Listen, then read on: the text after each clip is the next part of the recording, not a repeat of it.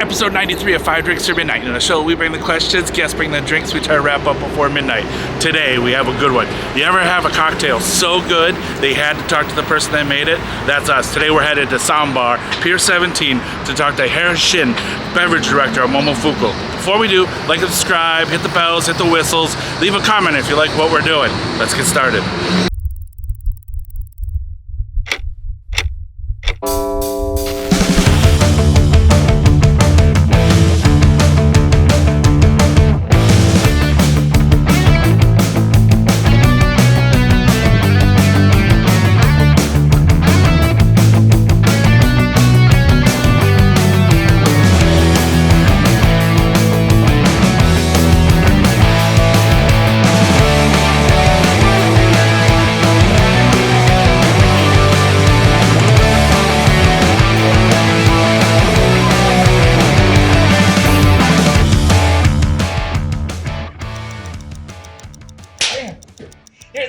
Joining us. Thank you. Thank you for having us at SSÄM BAR. 5 Drinks or Midnight, 5 drinks, 5 questions, midnight, whatever comes first. Thank you for having us. How are you doing today? Really good, really thrilled. Thank you for asking me to be on the show. I'm really excited. I love, as I said to you before, I thought the format is cool. I'm just excited to share some things. I'm so excited. Again, like I said, I'm a huge fan of the stuff that you did at the With Powers event, and I was blown away. So I was like, I have to talk to you. So thank you for agreeing to do the show. Thank you. I guess first question is, what are we drinking first? Sure. So I thought it would be fun. I was like, should I do a cocktail? You know what? Let's ease into it. Okay. I really wanted to share with you some Korean things because I figured, what do I have at my disposal? My Korean heritage and drinking culture is huge. Yeah. So I thought we could start with some makgeolli. Okay. You've had it before? No, not at all. Oh, wow. That's exciting. Okay. So makgeolli is it's a traditional Korean rice beverage. Okay. It is the oldest alcohol that's ever been produced in Korea. We're talking about 1,000 years ago. Okay. The rice farmers in Korea, back in the day, they were poor and they would take their leftover rice that they weren't able to utilize or leftover, just thrown away rice, and they were able to ferment it and create this beverage. Okay. So it is so old. The thing is that most things that are peasant drinks that are old find resurgence and get hipsterized and are made cool again. There we go. So this to bringing things back and making things cool. Cheers. Right? So, what do you think? So it's kind of it's brewed it's sort of a cross between sake and beer. Okay. So it's fermented and sort of created sake is brewed. Okay. So for instance with sake, you're using koji as a fermentation starter. In this instance, you're using something called nuruk. So nuruk is what starts. So you steam the rice and you add nuruk to it, and then it starts fermenting, and you get a little. This is cool. Take it. Do you like awesome. it? I do. It's so awesome. Yay! So it's again 5% ABV, really crushable. It has a nice. It's viscous. It has something on the palate, and then you get that little effervescence there. Yeah. That's natural effervescence. It's so good. A little bit sweet. I a little floral. Educating me right off the bat. I'm really excited about that. This is so awesome. So this is, Maku is created in New York by this amazing female named Carol Pack, and she really wanted to bring Maku back and then sort of create something for the United States. Okay. So yeah, and so we serve it here, and it's just you shake it a little gently because it's a little bit of sediment, but there you go. Awesome, and made here in New York, that you said? I believe it's made here in New York. Yeah. Yeah, born in New York. Yep. All right. Yeah. It's fucking awesome. Thanks, man. And now I know we can curse. Yeah. Oh yeah. This is a adult show.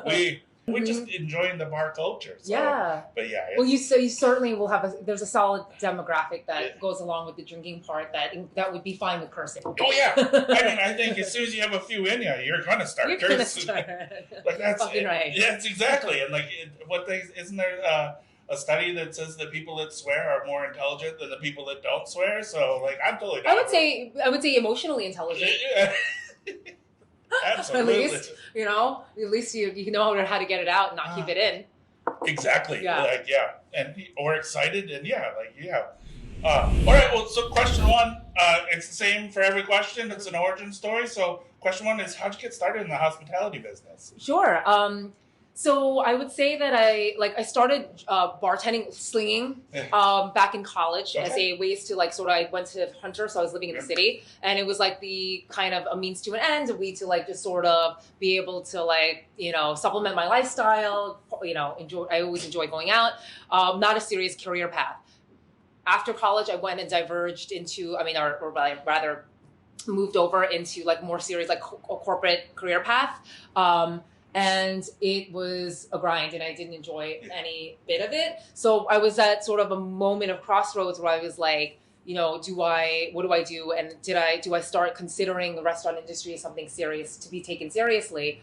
I started to work at a local bar in my neighborhood in Astoria, learned a lot about whiskey, and realized that like this was something that I wanted to, you know, focus in on and take seriously. So the next step, and then when I went over to this place, I was opening a bartender for a team at Zuma. Zuma had just been opened, and they were opening it. So I became part of the opening team. And then what I learned was like there is a real opportunity for both for technique, education, and like creativity to like intersect in a real serious way. Like you weren't just doing this as a side gig. You weren't like also like doing some kind, you know, you weren't also pursuing necessarily another career path. Like you're learning about this because it's going to take a lot of your time. Right. You're not going to have a lot of time for anything else if you take it seriously. So you put on this gi, you're like strapped into this gi, you feel like a ninja, and you have these tools that are like from Japan and expensive, and like if you mishandle them, they're broken and they cost $1,000. You're all of a sudden in charge of some really, really special things. And I was like, this is like pretty fucking awesome. That's like awesome. I'm going to like I like went all into it, and I drank the Kool-Aid or the sake or whatever, whatever they were giving me, whatever they were giving out to drink, I was drinking. And so like and then I also because of that, like that really that spark. After I started as a bartender, I left as a bar manager, and then when I sort of like reached my sort of you know, the highest level that I felt that I could attain there, I started to take that knowledge and kind of, you know, bring it to other places, and I learned how to utilize it in along with my own culture. So like I took my own aesthetic, which is like a Korean culture, Korean drinking culture, Korean pantry items, and things that I grew up drinking and eating, and merged the two. Awesome. So then that's what it's been ever since. It's just sort of a merging of technique and like the things that I love to drink, based on my culture. Awesome. Yeah. And then how beverage director here? I mean, so come on. Like, that's fucking awesome. It couldn't be more of a convergence of things, because obviously Momofuku is so forward thinking. They also have they nod always to like to the Asian culture, Korean, especially because of like Dave, and then also like not taking anything too seriously too, you know, taking, you know, learning everything you can, like even the food side about a specific dish, learning everything you can about it, and then kind of turning it on its head, but with reason. Like you're not doing it just to be like an asshole and be like, I'm just flexing here. You have to have a reason. So I like loved that was their ethos, and I kind of like, and it just was mine too. So I just started as a beverage manager and kind of moved up in the ranks based on that, like on that aesthetic. Yeah, that's awesome. I think that's one hell of an awesome origin story. I mean, like that's like, you know, bartender to beverage director of one of the coolest, you know, food empires, I guess. I mean, or like like New York City staples. Like it's just so fucking awesome. So, cheers to you. Cheers. Like, that is killer. So. Thanks so much, Tim. All right. Yes. Question 2, drink 2. Drinks 2, yeah. What are we drinking? Okay, so this is called the Mapesh. It's kind of like a spin on a gin and tonic. So there's a couple of levels to it. There's like jasmine is infused in the gin. And then there is something called like a plum syrup, a cream plum syrup in there to give it a little sweetness. Tonic, of course. But the biggest secret ingredient here is peach soju. And the reason why is because peach soju that's flavored in Korea is basically made fun of because it is considered like not taken seriously, right? Korean drinking culture, there's like flavored sojus like peach and like, you know, apple and then grape, and there's all these fun flavors, but they're considered artificial and they're considered like cloyingly sweet. So this is my way of taking that back, taking whatever Korean, like what was called like, you know, not like not serious soju, and then using it as the secret ingredient that gives it its like boost of power and Okay. flavor. Awesome. So let's see if it shines Cheers. through. And what's the garnish? So this is called a fire stick. It's actually fun. This is edible, by the Oh, way. okay. And it's kind of it's like sort of like a offshoot of a radish. Oh, wow. Yeah. It's fucking beautiful. Isn't it cool? It's called a fire sticks. I mean, the whole It's even drink. called something cool. Yeah, but like the whole drink is just beautiful. Thank you. And then so if you it basically just tastes like a radish. It's really funny, but people don't know that you can eat it, so they're very suspicious of it. But yeah.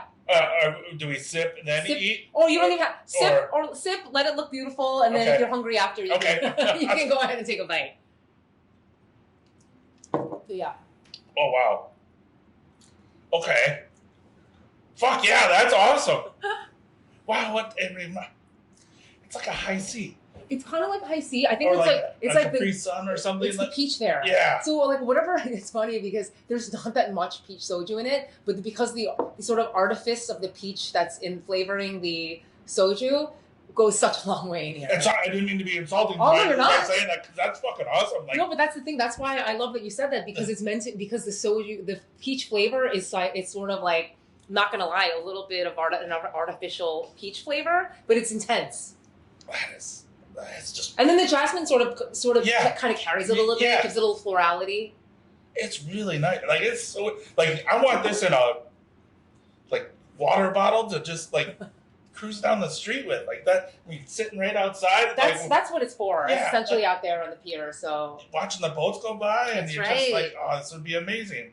it was actually one of the first ones that I created at this location, and it kind of like took it off the list, and then kind of been it's kind of been asked for. So we're putting it back on for the summer because I think it's just perfect for pier crushing. Yeah, absolutely. You know? Well, that then leads perfectly into question two, because again, beverage director of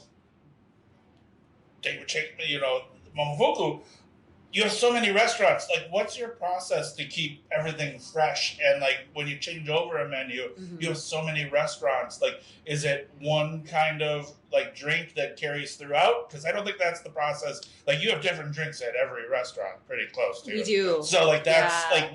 that's a lot of restaurants and that's a lot of drinks. So like, what's your process when you're changing over a menu? Oh, sure.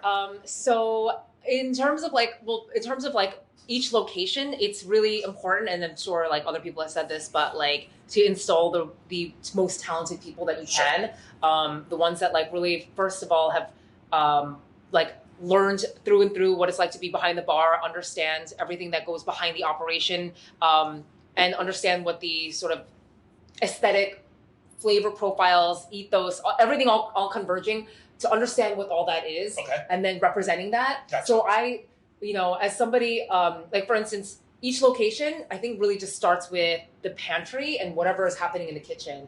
Nothing happens unless there's a conversation between the two. There has to be a synergy between what's being put out in terms of like flavor profiles of food. You can't just be putting out some random things that are going to absolutely destroy your palate and then take away whatever the food aspect of it is. Because let's face it, especially in this group, like food holds sway. Sure. Food is king. Yeah. We are merely here to service the food and to highlight.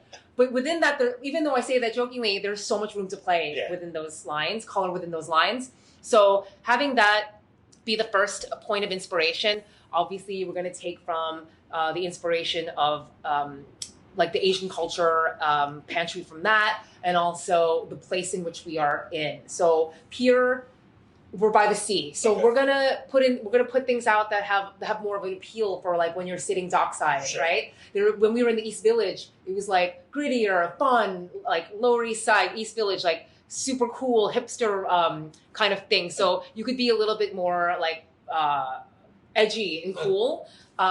Uptown Noodle Bar. I mean, people are just crushing bowls of noodles. All you're there to do is to make sure that their thirst is quenched, and that they're really like, and that there are things to balance out all that sort of like unctuous, delicious, fatty foods that are there. Like whatever we do, make sure it pairs with pork buns.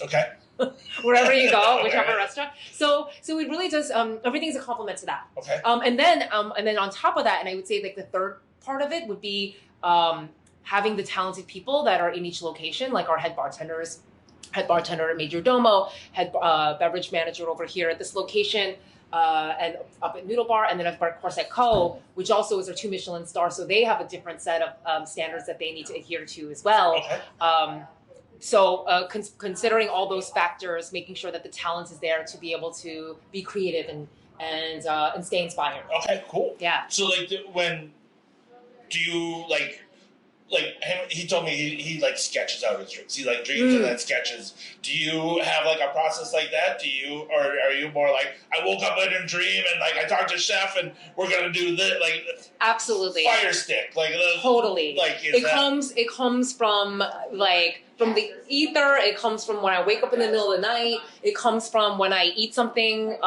It comes from when I just think about something in my childhood. Okay. Like the drink that you have with the sesame. The inspiration from that was like these little sesame crackers, like sesame candies that I used to eat when I was a kid. Is that what you put on top? That's why I put a cracker on there. Yeah. Unfortunately, I couldn't find the exact sesame cookie for that, so I did. That was the second, like I was like an alternative option, but it kind of tasted like that, right? Like a little bit of a cookie crunch. Yeah. So I was like, so that was where it came from. So really, it just comes from anywhere. I think creative inspiration can come from anywhere, and it's just a matter. And then sometimes it'll make sense in my head, and then I'm tasting it, and I'm like, ooh, that's not right. And then it'll just take many different ways of subbing things out. Some like even the smallest sort of proportion change could make such a big difference. Sure. So it's just a matter of like plugging away at things until it really comes to its exact, final, resting place. Okay. Yeah. Great. It's. Yeah, not looking for like your secret like Willy Wonka, keys to the Willy Wonka chocolate factory thing, but it's just, I just love like just the idea of like people like being a creative and then you a different style of creative, like your process. I just again find it fascinating, and like this like going with the peach and then all of a sudden adding something that would taste like a radish to it, and like it's one gorgeous, but then also the flavor combinations are just absolutely fucking killer. So yeah, like, I just wanted to make a little fun twist on a gin and tonic. So and then that's where it came from. Like I was like, how do we make a gin and tonic, but but do something specific to us? So that's where that kind of stemmed from. Nice. I bet this goes well with pork necks. It was the first tester. It was like, put them next to each other. Let's go. Let's figure out side by side it. Yeah. Awesome. Thank you. Last question I'm really glad you like it. I love it. Like this. Yeah, why don't you take a bite out of it, because I really want to prove that it's totally edible. No, it's you're right. Radish. Yeah. And I love it's radish. just like a little bit. It kind of cleanses the palate too. Yeah. It's so nice. Question 3, drink 3. Question 3, drink 3. Okay, so here we have. So I wanted to highlight a little bit of. Now we're in whiskey. We're back in your terrain, because I really couldn't leave without having you drink something that is part of something that you love. We call this the 3-part harmony. Okay. It is made of Hibiki Harmony whiskey and club soda, and it's like a Fever Tree club soda. I know it's simple. The 3 parts are the ice, the soda, and then the Hibiki. Okay. So it seems, to get really nerdy about this, we have we make this ice in house. We distill it, and then we directional freeze it, so it's completely clear, and then we basically cut it and weigh it out. Nice. The idea is like it's 115 to give or take 115 grams of ice. And the idea is that when you put it in here with 2 ounces of whiskey, you pour the club soda in it, and it displaces the level of whiskey to the level of club soda to the level of ice to exactly the same amount every single time. Awesome. So it's a foolproof method of making sure that each one is perfectly calibrated to have the exact amount. So what happens is about 4.5 ounces of club soda to 2 ounces of whiskey, 1 block of handcrafted ice, and it's supposed to taste the same every single time. Awesome. Cheers. Yeah.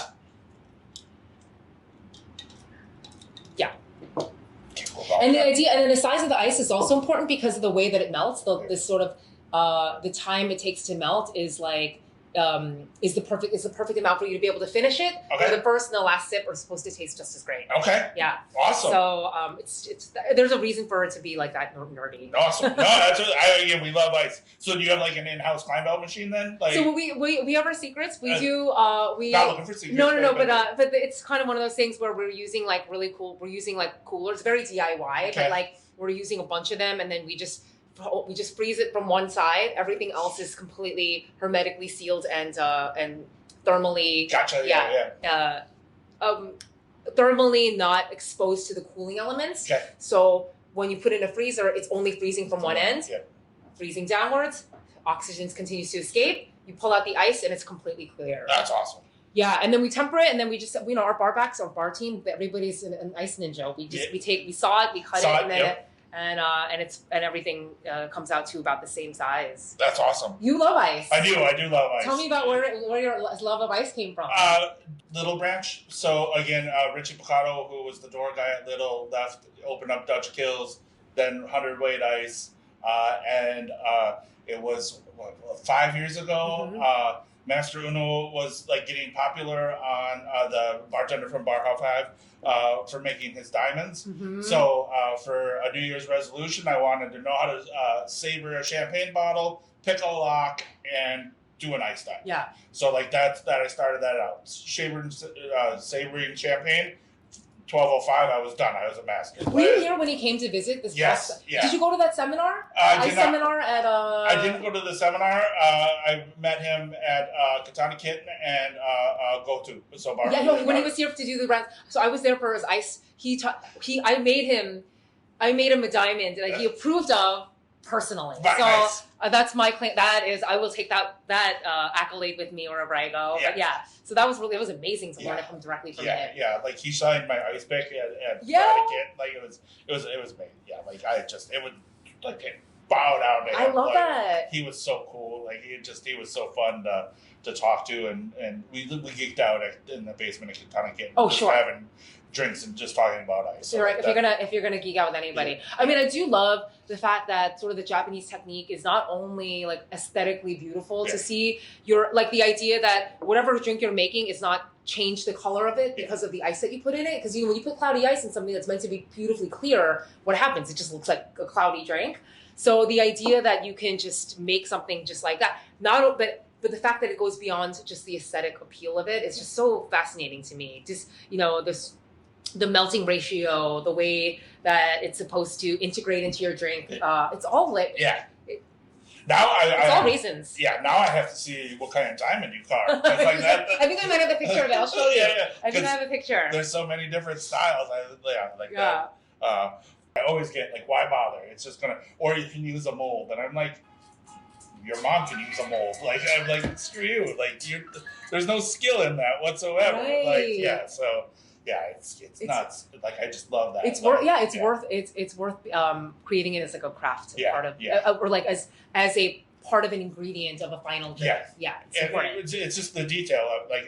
I mean, like and even like there's sort of like different ways of using ice. Is also a way that you can really like decide. Like when I'm making a cocktail too, ice is also a really big important component for me. Like, are we using nugget? Are we using pebble ice? And like, are we in what sort of cocktail treatment are we going to be utilizing that kind of ice? Cold draft, like making sure that like there's a reason why I always love to I think that every bar needs to have one. It's just that cold draft should be just the default ice. I mean, it's just the ratio in which it melts and then the integrity of the drink when it goes out, and especially when you're working in a large restaurant, you just can't have that McDonald's like chip ice. You really can't. I mean, you can at certain points, but if you can afford not to, and if you're going to be installing a machine, I think it's important that is something that you just do a little bit of extra care to implement or to put in. So we just got a nugget ice machine, but like we were grinding them up, we were putting them in Bobo hoops, we were smashing them by hand, like whatever you can. Like we there are reasons for doing using like sort of shattered and more finer ice, and that's also the way that the drink is supposed to be drank. You got your juleps, you got anything that has like a sort of a tiki element to it. Like those all have a little bit more viscosity, so you want there to be ice to kind of dilute it a little bit more as you're drinking it, especially with your overproof rum when you're adding that. So I just love getting like into the intricacies of what ice means. Yeah, no, and that's freaking awesome because like sometimes drinks need to have edges, so like you need to have just a nice edge on the cocktail. Mm-hmm. And again, like this, sitting outside, like this is perfect. But also, you use pebble ice, this is all just gonna, like, it's not going to be the same when you're halfway through it. So like you order this, and by the time dinner or lunch comes out, it's going to be a completely different drink. Exactly. But, like, you're using proper ice, it's going to hold its drinkness, and it's just fucking awesome. Yeah, and it's cool because you can kind of still see it's maintaining its sort of shape there and melting quite nicely. Yes, so. but also, and the idea, I also love. By the way, that's not a perfect one. I could see that maybe there was a little bit of oxygen that did come in there, but nobody's paying attention. I'm just saying. I think it's again force a habit on my end. I'm but not working right now. I also love that the ice disappears in the cocktail. It's really cool. I love that too. Yeah, love that. And again, this is just awesome. Thanks. Okay, so you've given me 3 cocktails so far, and all very interesting combinations.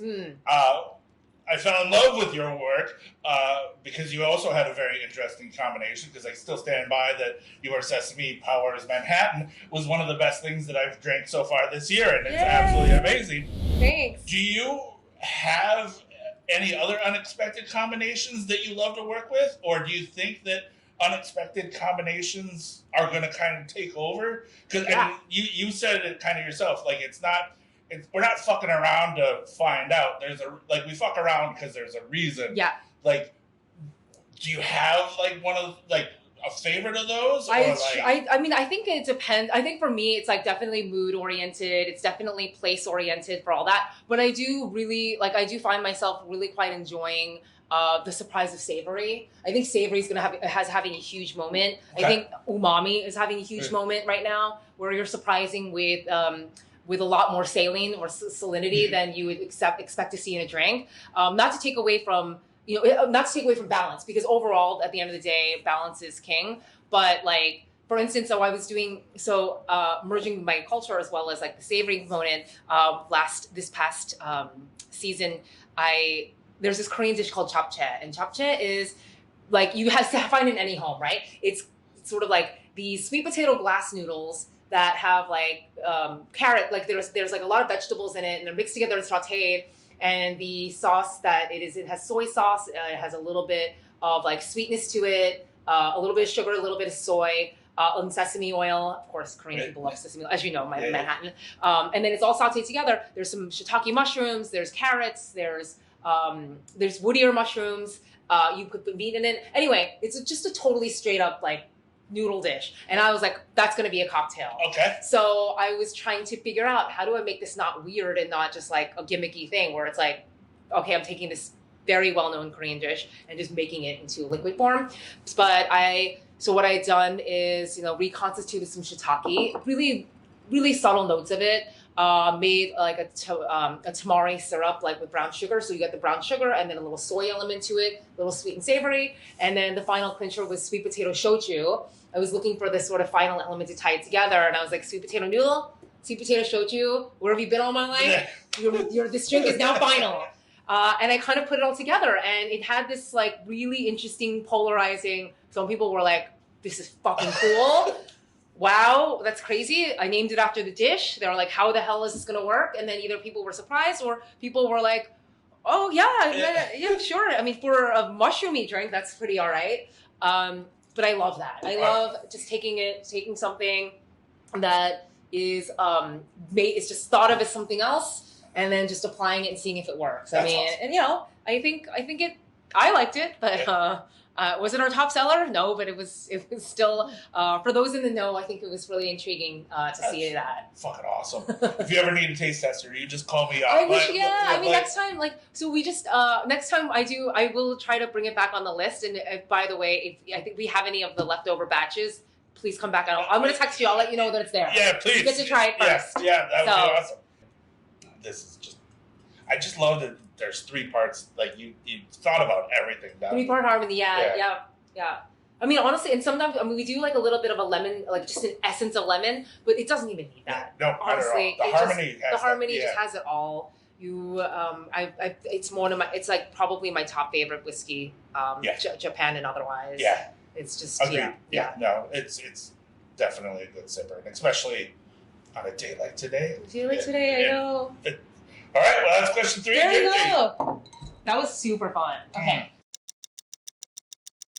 So question 4, drink 4. yeah. What are So we doing? drink 4, we're continuing on the path of whiskey. Excellent. And we're doing a barrel aged old fashioned. So this is the barrel aging is twofold. I'm using Woodford Reserve double oaked. Have you tried that before? Yep. Of course you know double barrel oaked. The second one, they're both charred American oak, and then the second one is like charred toasted a little bit more, so it gives a little bit more of that toasty flavor.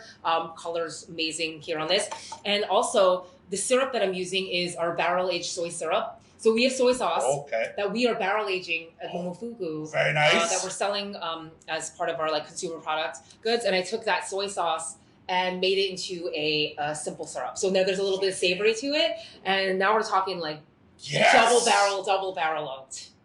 Love it. You know, so this is like now we're hitting barrel from like all different angles here to create this cocktail. So here we go. It's our old fashioned. Quick question. Is the soy sauce out?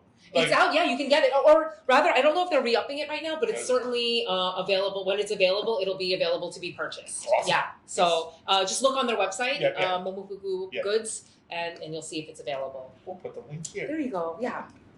So yeah.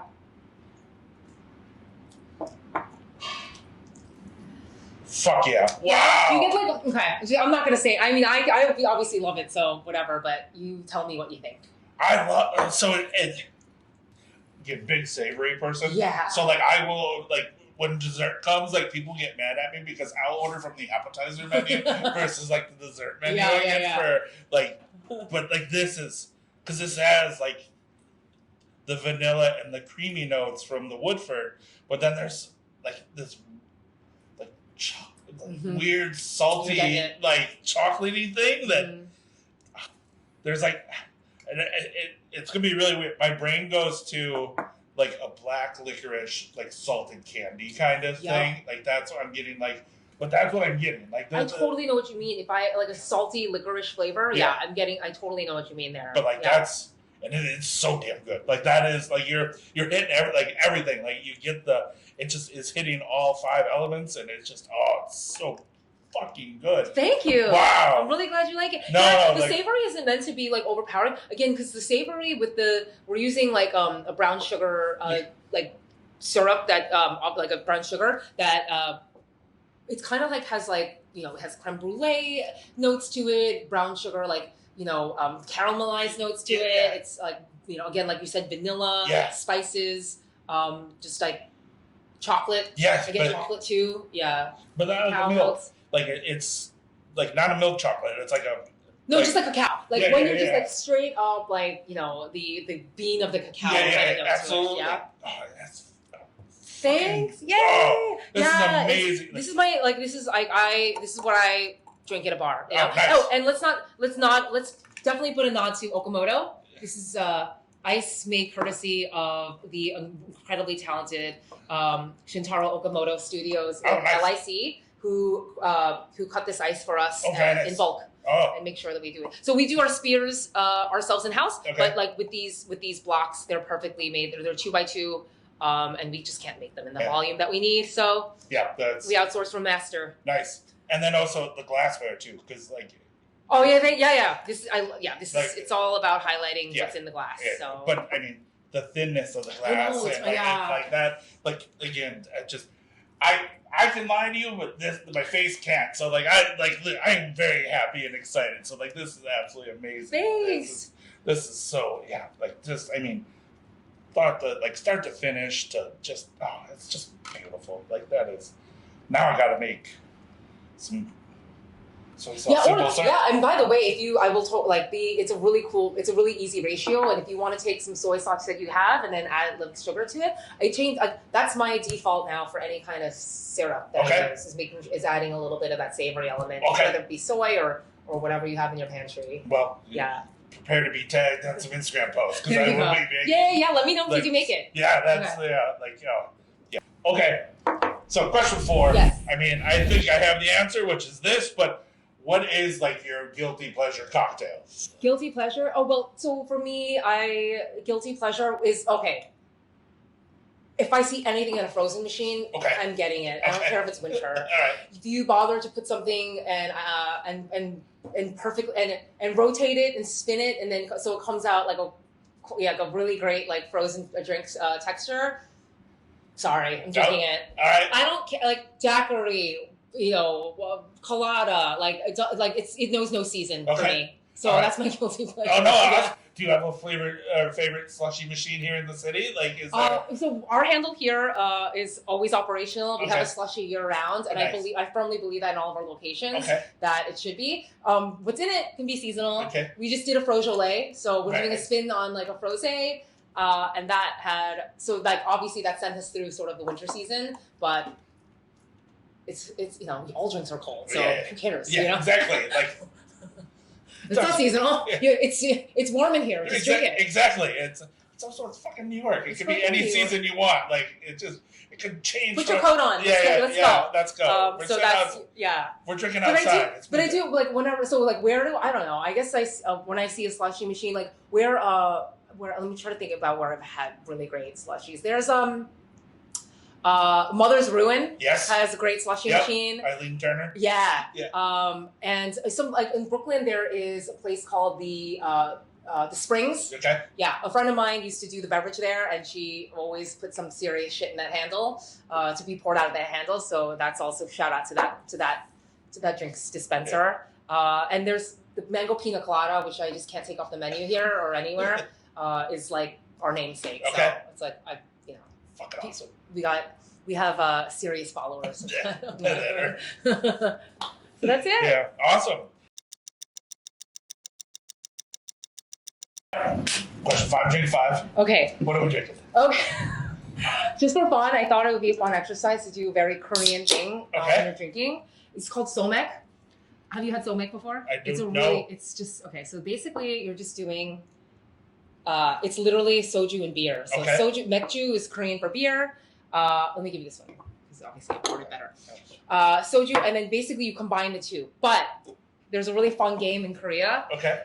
where you take these two fingers. Okay. And you put this in here, and then you take this, okay? You put this a little bit higher up. Okay. So this one's higher, and this one's a little lower. This one's a little lower. Okay, wait, ready?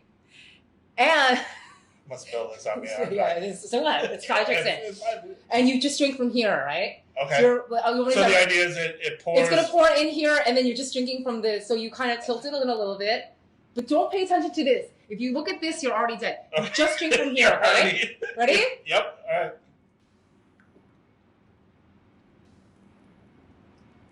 There you go. All right.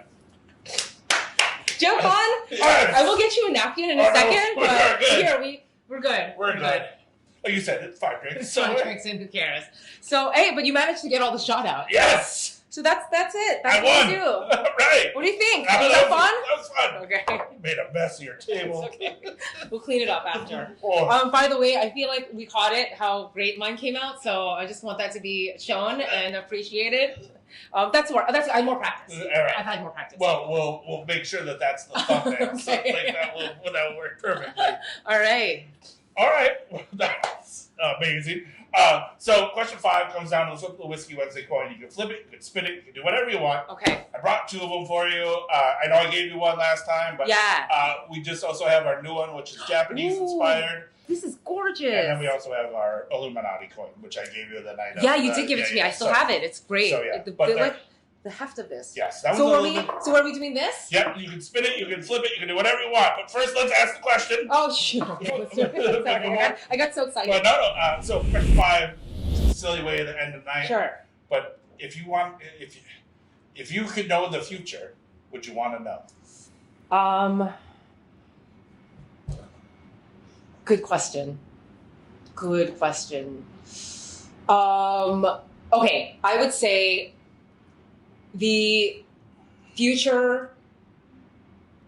Okay, I would say not to a level of just not to my own level. I would say I would like to know the future of the world at large.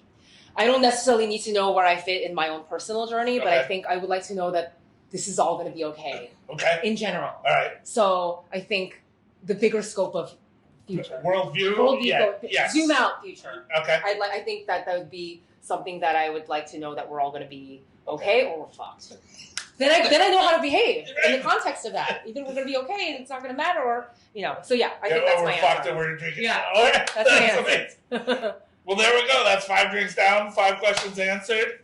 Thank you so much Thanks, for having Tim. us. I really appreciate it. Thanks for giving me Asian flush at 1 o'clock in the afternoon. There we go. Perfect. Thanks. I hope we can drink together very soon. I really hope so too. It was so pleasure. This is so fun. Yeah. Just cheers. Cheers and thanks so much, Thank Tim. you. All right.